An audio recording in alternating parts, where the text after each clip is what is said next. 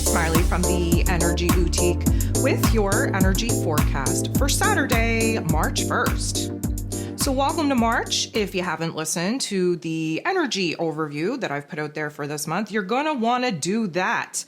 Of course, March is the craziest, most chaotic, most transformative month that we have coming at us here this year in 2025.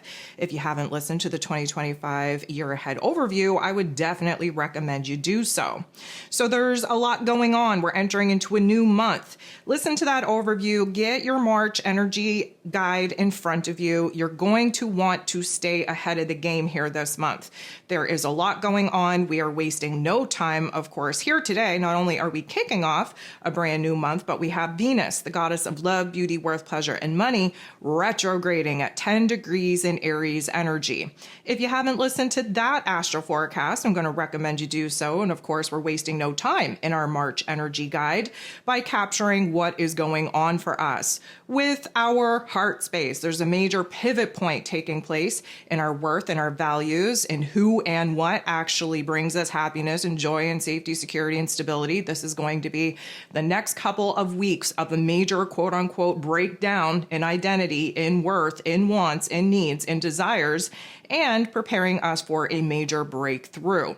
And of course, we are going to have Mercury go retrograde with Venus going to the underworld together to get our heart and our head in alignment.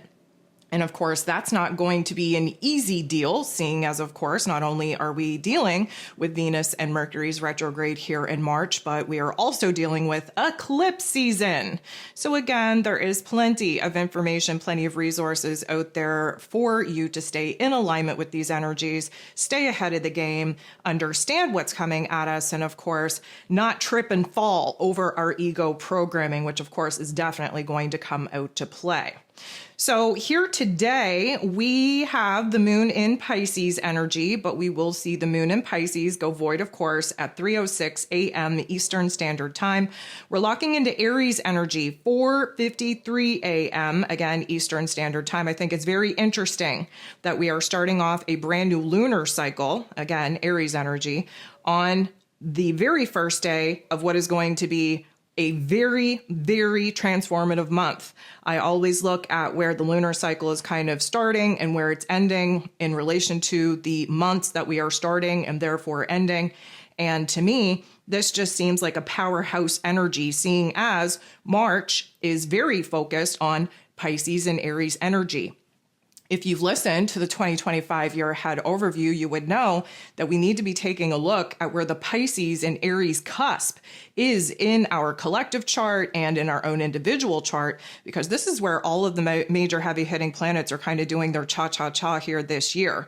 And so the tension, the tug of war, the push and pull, the ebb and flow that we are feeling, not only right now, but that we will be feeling throughout the course of March and for the rest of the year, is due to the Pisces energy forcing us to provide endings and closures, and the Aries energy pushing us to push for initiations and for beginnings. So we're very much stuck in this weird adjustment, this weird void between the old world and the new world, those old energies and the new energies, that old identity, and of course, the new identity that we're very much eager beavers trying to jump into.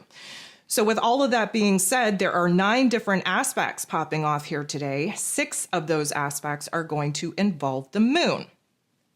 The moon, still in this Pisces energy, is going to come up to, bump into, team up with, conjunct the North Node in Pisces first, Neptune in Pisces second. And of course, we have the North Node and Neptune very close to each other in proximity in the final degrees of this Pisces energy. And so a conjunction is just as much of an ending as it is a beginning, definitely a reset.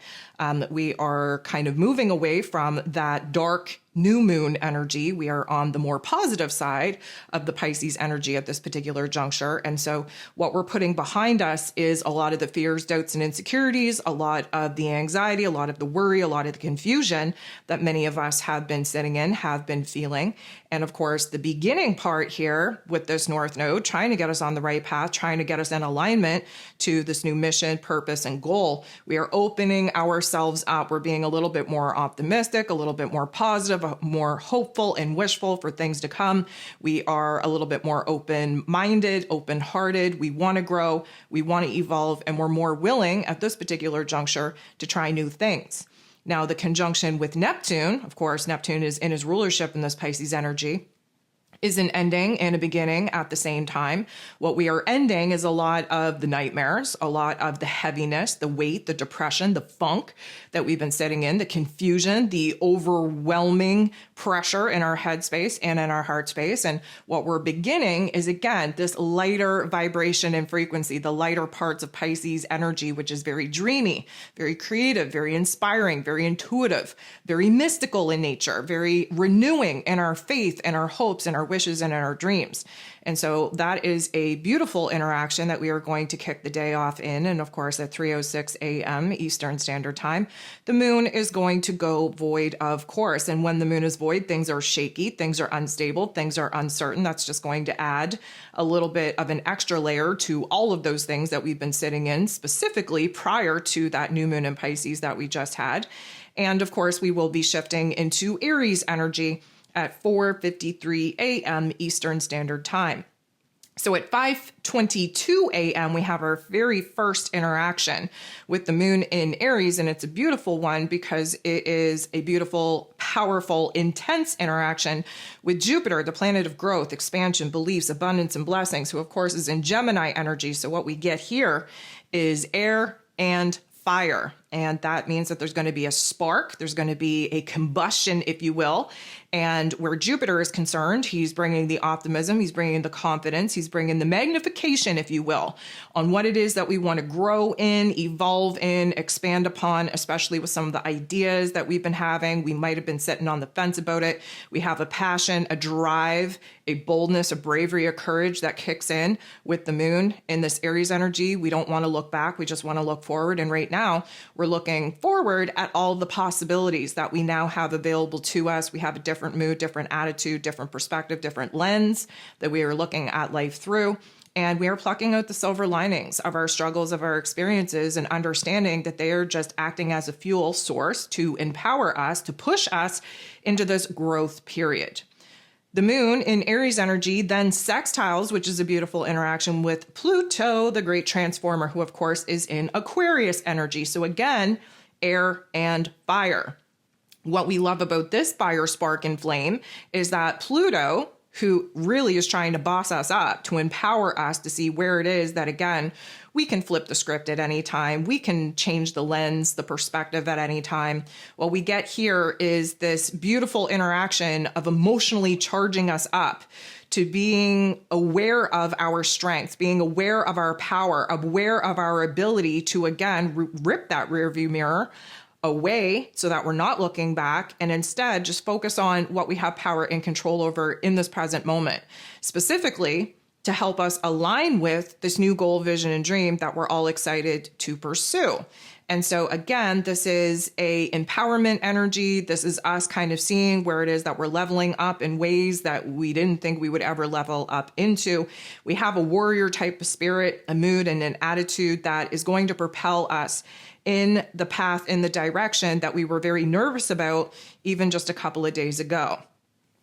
11:44 a.m. Eastern Standard Time, we have Mercury, ruler of the mental plane, ruler of information, communication, how it is that we express ourselves in this Pisces energy, of course, coming up to, bumping into, teaming up with, conjuncting the North Node in Pisces.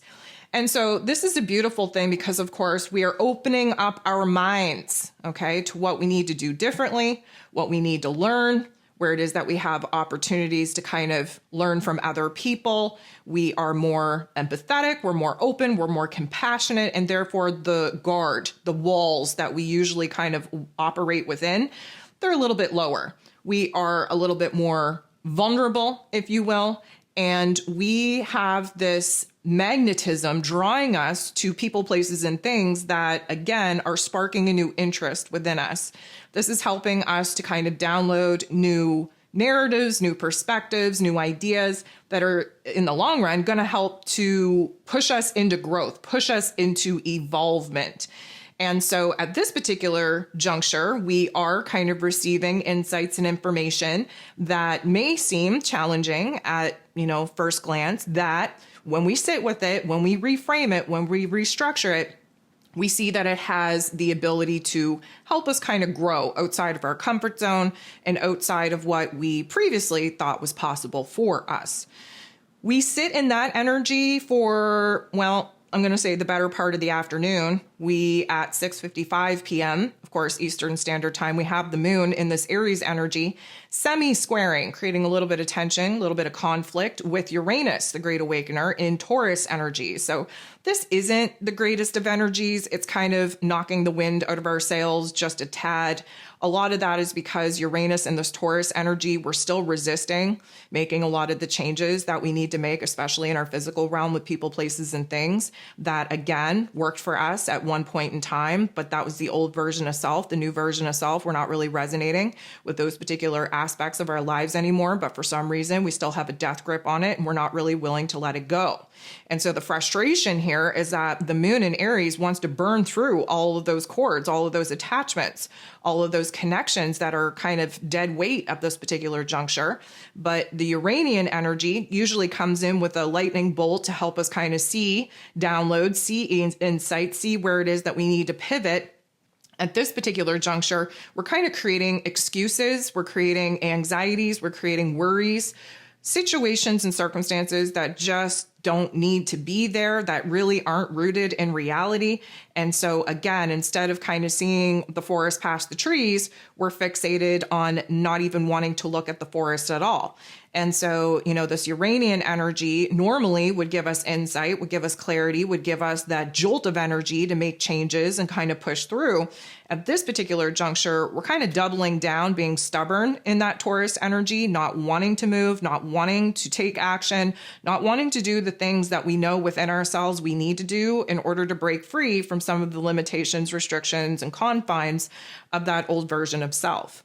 We then have the sun in Pisces energy making a beautiful interaction with Uranus in this Taurus energy. So we love Pisces and Taurus energy working together because whatever it is that we can dream up, we can actually bring it to life. We can bring it into this physical form through that Taurus energy.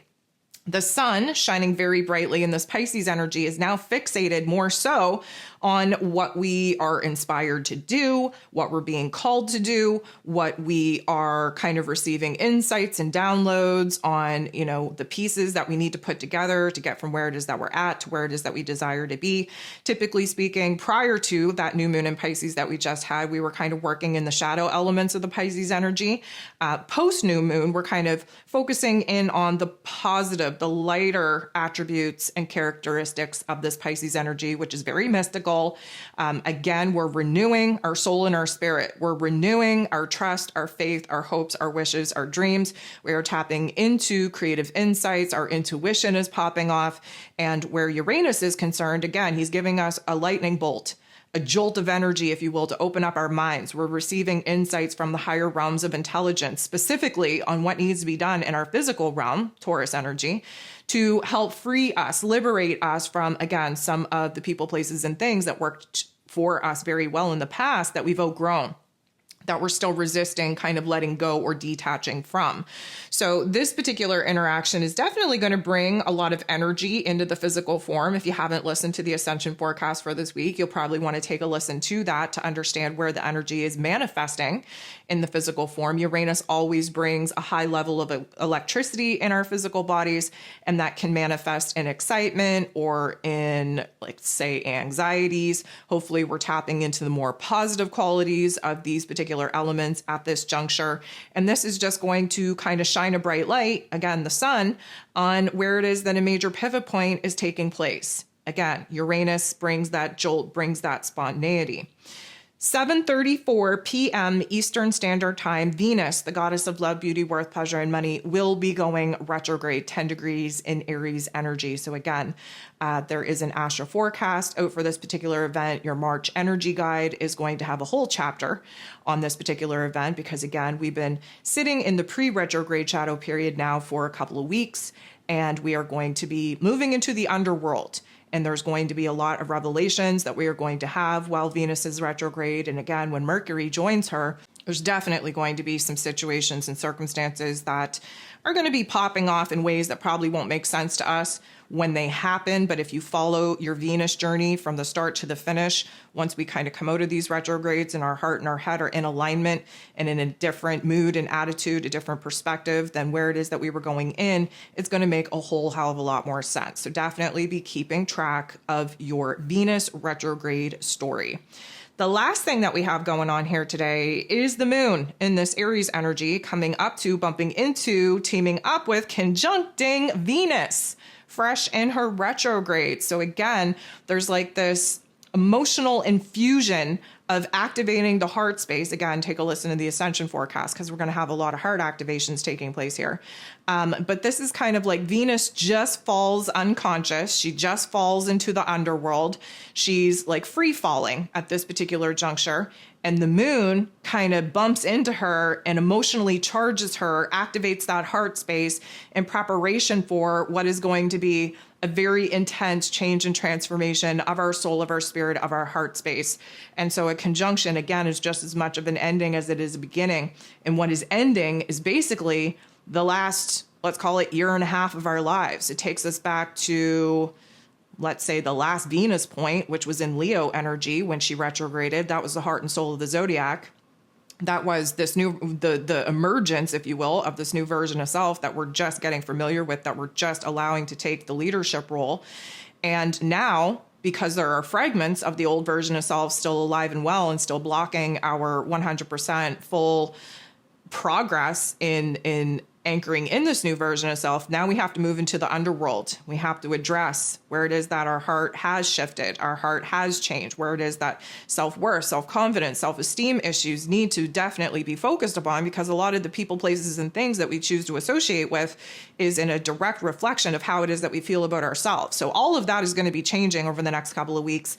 And this particular interaction is definitely going to get us all in the feels, get us in that heart space, because we are about to go on a major little kind of detour into the underworld in order to get our heart and head in alignment. And so the moon and Venus are activating a realization on what isn't working, what we're not happy with, who we're not happy with, what we've outgrown. We have to have that full stop in our face as we descend into the underworld, because those are going to be the topics and themes that we are going to be working upon over the next couple of weeks.